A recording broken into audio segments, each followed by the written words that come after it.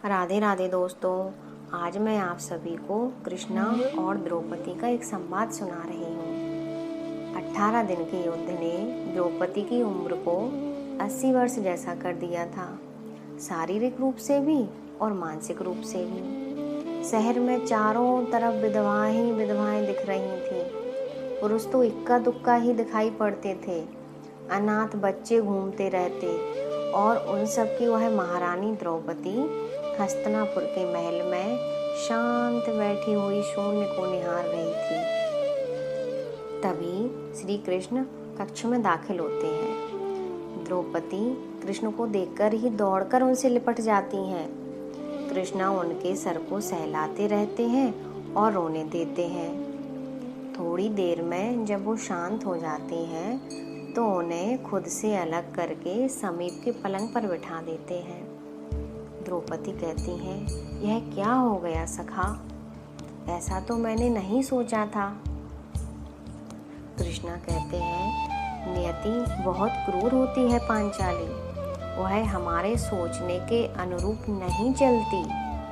वह हमारे कर्मों को परिणामों में बदल देती है। तुम प्रतिशोध लेना चाहती थी और तुम सफल हुई। द्रौपदी, तुम्हारा प्रतिशोध पूरा हुआ।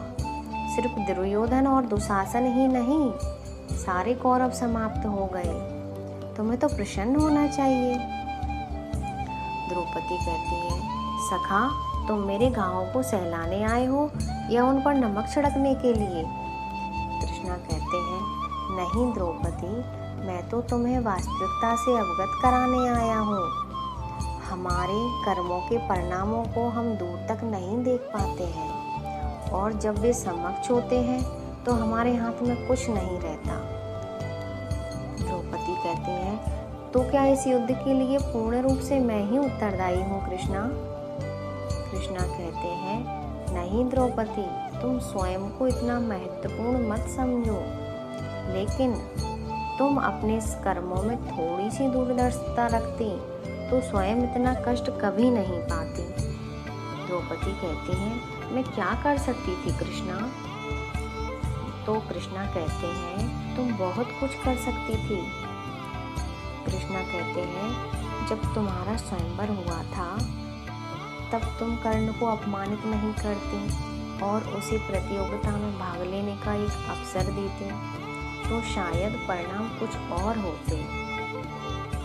इसके बाद जब कुंती ने तुम्हें 5 पतियों की पत्नी बनने का आदेश दिया तब तुम उसे स्वीकार नहीं करती तो भी परिणाम कुछ और होते।